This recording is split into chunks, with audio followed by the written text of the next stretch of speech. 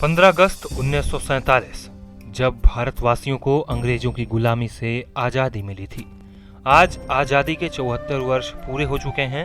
सरकार ने भारत के गौरवशाली इतिहास को जन जन तक पहुंचाने के लिए अमृत महोत्सव की शुरुआत की है।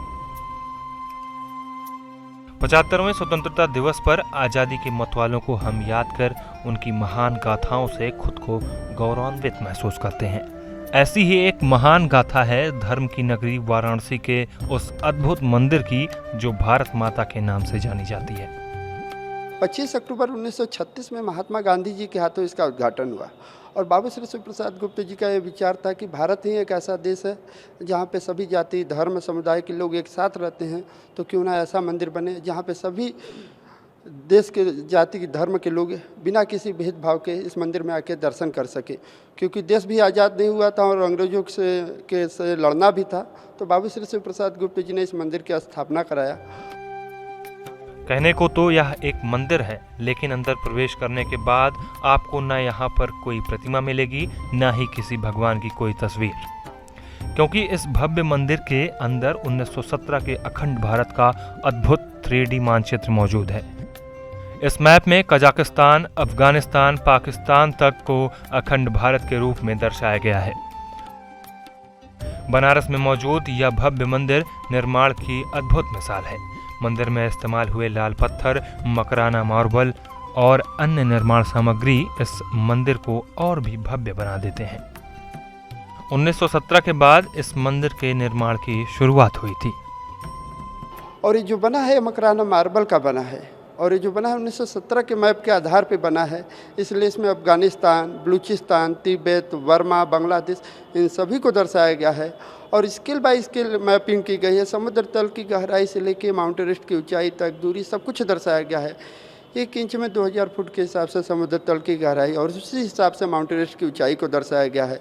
1 इंच में 6.4 मील लंबाई, लगभग 9.5 किलोमीटर लंबाई को दर्शाया गया है।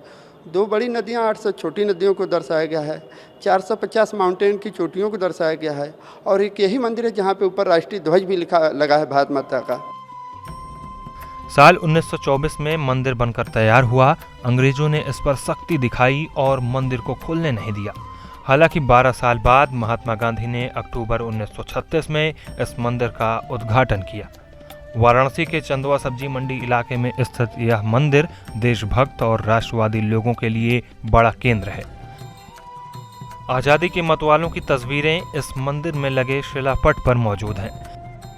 इन तस्वीरों में महात्मा गांधी से लेकर उस वक्त के महान क्रांतिकारियों की तस्वीरें मौजूद हैं जो आजादी की कहानियां बयां करती हैं। क्योंकि बाबू श्री शिव प्रसाद गुप्त जी ने सन 1918 में भारत माता मंदिर की स्थापना, 1920 में आज अखबार की स्थापना, उस समय जो थे आज़ादी से रिलेटेड जितने भी लोग हुआ करते थे उनके यहाँ ये पेपर निःशुल्क जाया करता था और अंग्रेज छापा मारा करते थे तो चोरी छुपे आज यहाँ छप रहा है तो कल वहाँ छपा करता था। और 1921 में महात्मा गांधी काशी विद्यापीठ की स्थापना कराया जो कि उस समय जो भी क्रांतिकारी हुआ करते थे उनको कहीं एडमिशन नहीं हुआ करता था, तो इसलिए बाबू श्री शिव प्रसाद गुप्त जी ने महात्मा गांधी काशी विद्यापीठ की स्थापना कराया ताकि कोई भी स्वतंत्रता सेनानी हो, यहाँ पे गरीब हो, आके पढ़ सके। दुनिया में यह एक लौता ऐसा मंदिर है जहां पर अखंड भारत की पूजा होती है। आजादी की लड़ाई में भारत माता मंदिर बहुत बड़ा योगदान दे चुका है। आजादी के मतवालों के अंदर भारत माता के प्रति श्रद्धा और आस्था जगाने के लिए इस मंदिर का निर्माण कराया गया था। इस मंदिर की रूपरेखा राष्ट्ररत्न बाबू श्री प्रसाद गुप्त जी ने रखी, लेकिन 1936 में महात्मा गांधी के हाथों इस मंदिर का लोकार्पण हुआ। तब से आज तक ये मंदिर आज़ादी के मतवालों के लिए बड़ा आस्था का केंद्र है और आज भी काशी आने वाला कोई पर्यटक बिना भारत माता मंदिर में दर्शन किए यहाँ से नहीं लौटता है। वाराणसी से कैमरामैन मनोज के साथ मैं गोपाल मिश्र, ईटीवी भारत।